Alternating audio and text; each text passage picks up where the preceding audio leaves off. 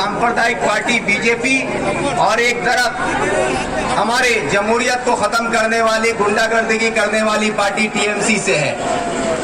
ये आपके जिंदगी, आपके परिवार के फ्यूचर की बात है। ये हमारे परिवार और हमारे जिंदगी की बात है, हिंदुस्तान के फ्यूचर की बात है।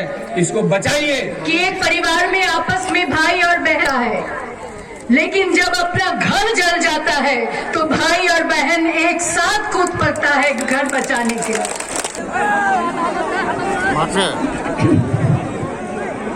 अब सभी लोग बिल्कुल बिल्कुल बिल्कुल आज जो रमजान के पहले दिन एक शुभ अवसर पर और हमारे हिंदुओं के लिए चैत्र संक्रांति काल के हमारे पयला बैशाख बांग्ला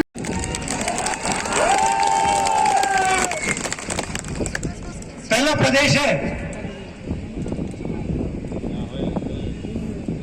जहां रोजगार लेने के लिए पहले डिपॉजिट देना पड़ता है। पहले डिपॉजिट दो, फिर पता नहीं शायद मिले ना मिले, जेब में से पैसा तो निकलेगा। ममता जी की देन है।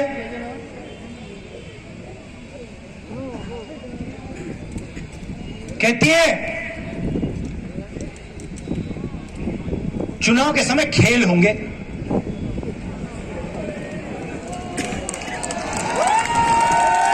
कैसा खेल? पहले आप यह समझाइए कि यहां की सड़क कौन बनाएगा? खेल खिलवाना है तो सड़क पे खेलेंगे ना।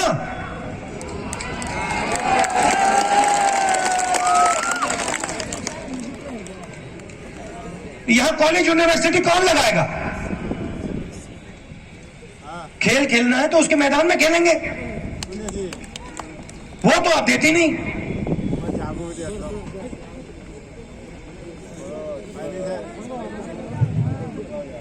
तो ड्रामा चल रहा है। एक तरफ नरेंद्र मोदी जी कहते हैं कोरोना आता है, कहते हैं भैया थाली बजाओ। मतलब पता नहीं, बात समझ नहीं आती आज तक। थाली बजाओ, घंटे बजाओ, मोबाइल फोन की लाइट ऑन कर दो, कोरोना भाग जाएगा। ये हिंदुस्तान के प्रधानमंत्री हैं।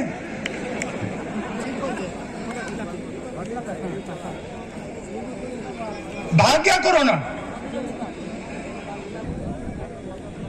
और देखो क्या नुकसान हुआ। मोदी जी लॉकडाउन करते हैं बिना किसी से पूछे। आपके लिए इतनी भी जगह होगी, वो ऐसा काम कभी नहीं कर सकता है। वो मर जाएगा मगर ऐसा काम नहीं करेगा। और जब मजदूर हाथ जोड़ के कहते हैं भैया हमें बस का टिकट दिलवा दो, ट्रेन का टिकट दिलवा दो, वापस घर जाना चाहते हैं, बंगाल जाना चाहते हैं, तो सोनार बंगला वाला आदमी कहता है नहीं हम तुम्हें नहीं देंगे। क्या हम सब बर्बाद हो गए, खत्म हो गए, मर गए।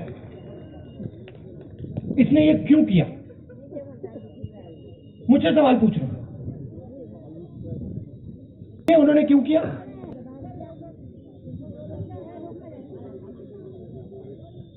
जिसमें अपने दिल में आपके लिए इतनी भी जगह होगी, वो ऐसा काम कभी नहीं कर सकता है। वो मर जाएगा मगर ऐसा काम नहीं करेगा। और जब मजदूर हाथ जोड़ के कहते हैं भैया हमें बस का टिकट दिलवा दो, ट्रेन का टिकट दिलवा दो, वापस घर जाना चाहते हैं, बंगाल जाना चाहते हैं, तो सोनार बंगला वाला आदमी कहता है नहीं हम तुम्हें नहीं देंगे, 1 रुपया नहीं देंगे, मर जाओ।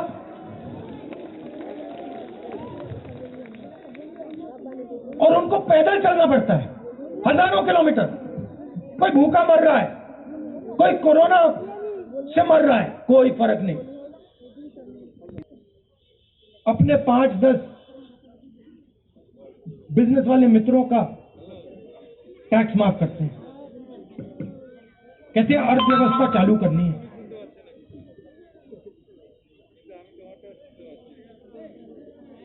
पूरा देश भूखा मर रहा है और आपके जेब में से पैसा निकालकर उन्हीं 5-10 लोगों को पैसा दिया जा रहा है। और अब ये नए 3 कानून लाए किसानों के खिलाफ। यहां आपने मुझे बताया कि यहां तो मंडी नहीं है, किसान की रक्षा कर रहे हैं, इसलिए मैं यहां आया हूं। मैं यहां चुनाव में भाषण करने नहीं आया हूं, मैं आपको यह बताना चाह रहा हूं कि अगर बंगाल बट गया तो सबसे ज्यादा नुकसान बंगाल की जनता को होगा, बंगाल के भविष्य को होगा। अब आप देखिए, बीजेपी ने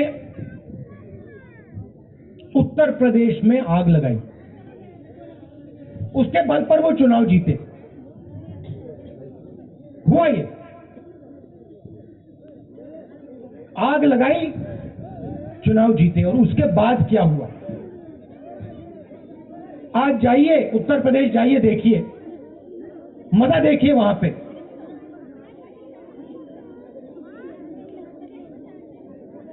कोरोना आता है, अस्पताल लाशों से भरे हुए हैं, जहां भी देखो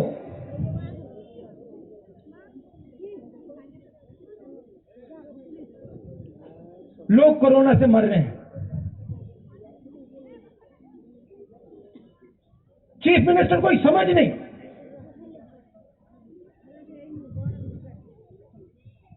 कोई समझ नहीं। विकास की बात करो, कुछ नहीं हुआ।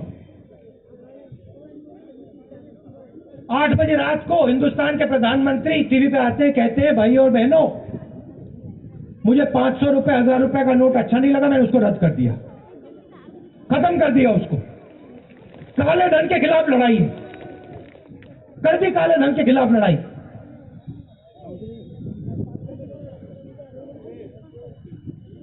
लाखों लोग बर्बाद हो गए। किसानों के घर में जो थोड़ा सा पैसा था वो खत्म हो गया।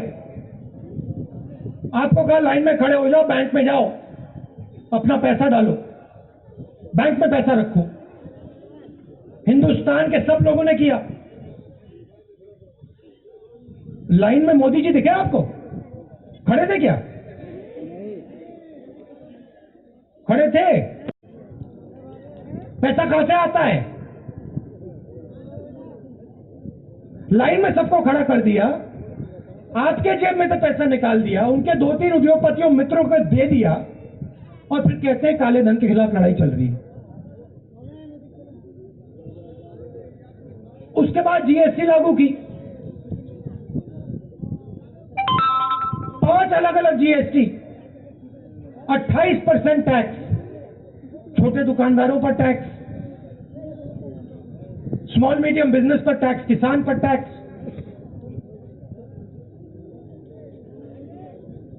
आज तक छोटे दुकानदारों को जीएसटी नहीं समझ आई। अब जाइए किसी से भी पूछ लीजिए, किसी गरीब आदमी से पूछिए, अमीर से मत पूछिए, किसी भी गरीब आदमी से पूछिए, नोटबंदी किसी का हुआ यहां पे? नोटबंदी से फायदा? जीएसटी से किसी का हुआ फायदा? नहीं। टैक्स कहां जाता है? वही 5-10 मित्र हैं नरेंद्र मोदी के, उनके पास जाता है। कोरोना आता है,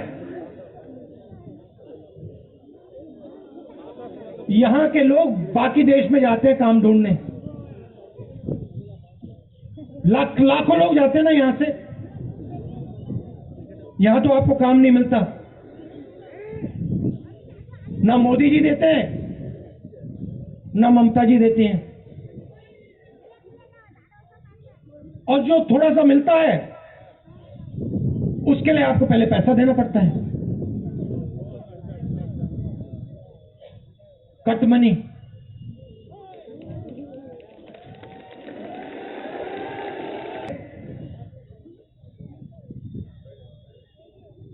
जहां रोजगार लेने के लिए पहले डिपॉजिट देना पड़ता है। पहले डिपॉजिट दो, फिर पता नहीं शायद मिले ना मिले, जेब में से पैसा तो निकलेगा। ममता जी की देन है।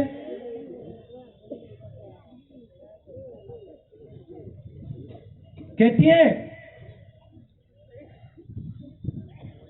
चुनाव के समय खेल होंगे,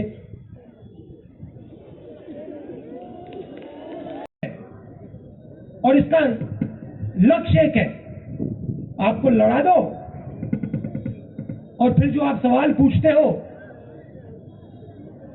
अस्पताल के, कॉलेज के, रोजगार के, आप पूछना बंद कर दोगे और जो आपका ही उठा के ले जाएंगे। अब ममता जी को आपने जिम्मेदारी दी,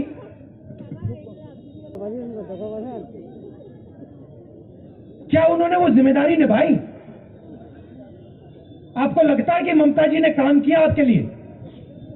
कोई कह सकता है यहां पे हाँ ममता जी ने मेरे लिए काम किया, कुछ करके दिखाया? यहां पे ममता जी ने रोजगार दिया आपको, कॉलेज लगवाया, सड़क बनवाई, तो फिर क्या मतलब है?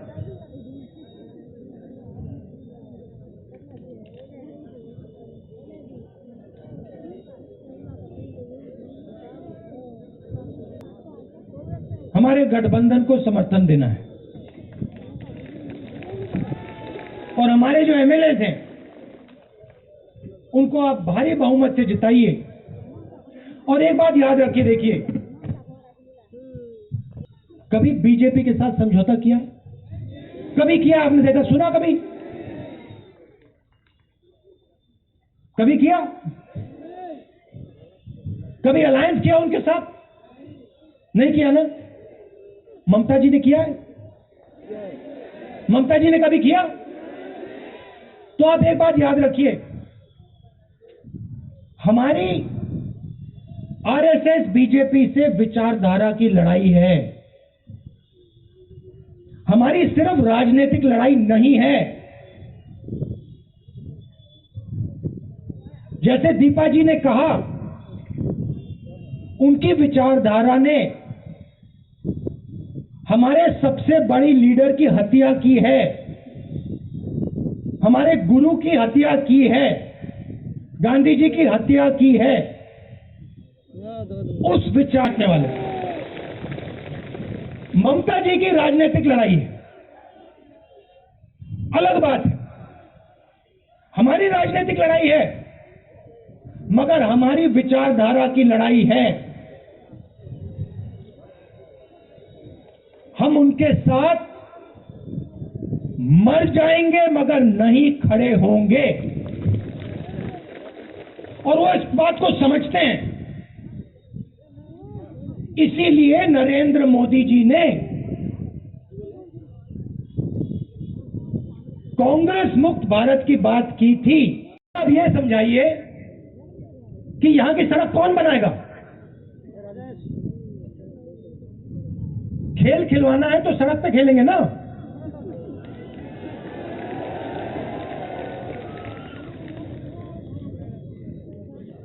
यहां कॉलेज यूनिवर्सिटी कौन लगाएगा? खेल खेलना है तो उसके मैदान में खेलेंगे, वो तो आप देती नहीं।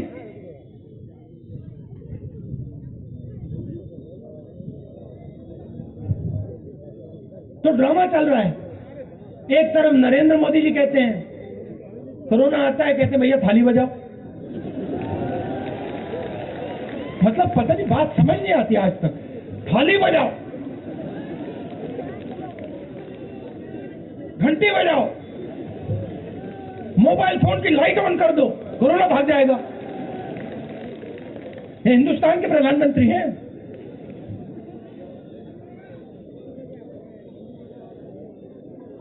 भाग गया कोरोना, भाग गया। मैंने पिछले साल फरवरी में कहा था कोरोना से जबरदस्त नुकसान होने वाला है। ये हमारे मीडिया के जो मित्र हैं, क्या ये आप बड़े होशियार हो। कहता है राहुल गांधी सबको डरा रहा है, ये खरीदे हुए लोग कहते हैं राहुल गांधी सबको डरा रहे हैं।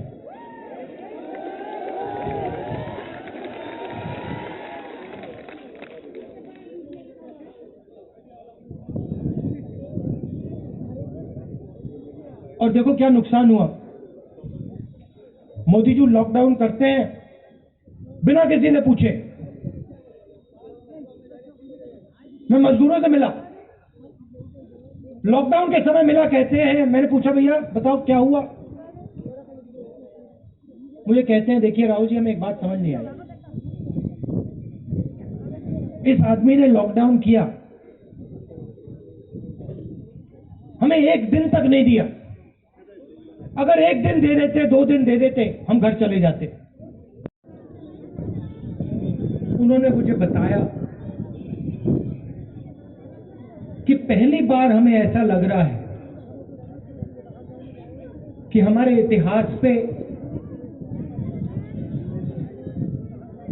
भाषा पे, हिस्ट्री पे आक्रमण बंगाल में फैलाने की कोशिश कर रही है। वही विचारधारा असम में फैला रही है और एआईडीएमके के माध्यम से वही विचारधारा तमिलनाडु में फैला रही है।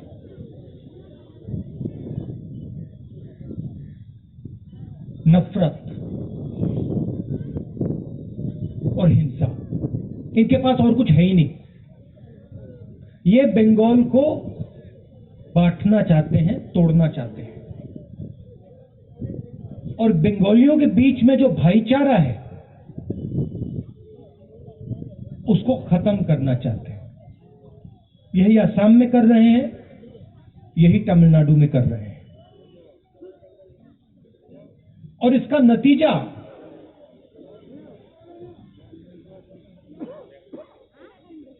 खराब होगा। इनको कुछ नहीं होने वाला। नरेंद्र मोदी को, अमित शाह को, इनको कुछ नहीं होने वाला है। ये प्रधानमंत्री के घर में बैठे हैं,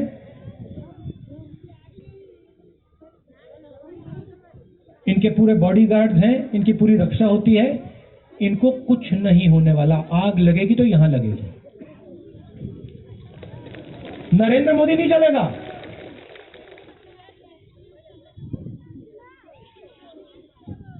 अमित शाह नहीं चलेगा,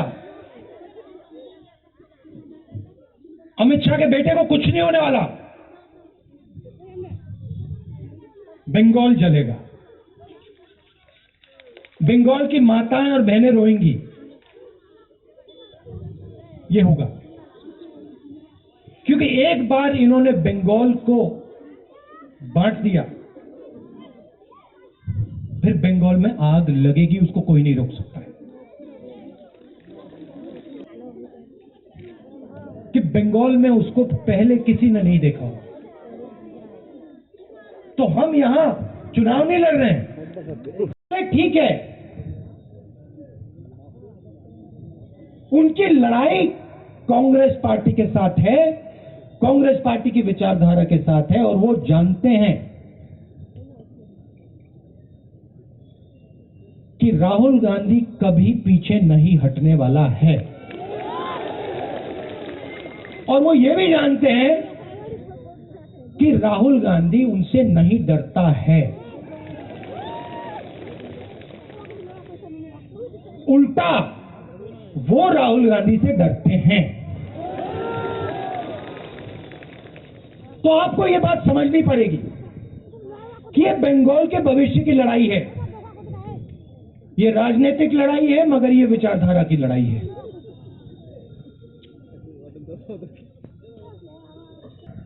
बंगाल को बचाना है और आप दबाकर हमारे गठबंधन को समर्थन दीजिए, हमारे कैंडिडेट्स को जिताइए। आप सबका दिल से बहुत बहुत धन्यवाद। आप दूर दूर से आए, खासतौर से जो महिलाएं आई हैं, आपको कष्ट हुआ होगा। आप सबको बहुत बहुत धन्यवाद। नमस्कार, जय हिंद। अंत में रमजान की शुरुआत है। आज हम अंबेडकर जी को याद करते हैं और आपका बंगाल का कल नया साल शुरू होता है, तो इन सब चीजों के लिए आपको बहुत बहुत बधाई। नमस्कार। अगर आपको हमारा वीडियो पसंद आया हो तो इसे लाइक करें, सब्सक्राइब करें और साथ ही बेल आइकन दबाना ना भूलें।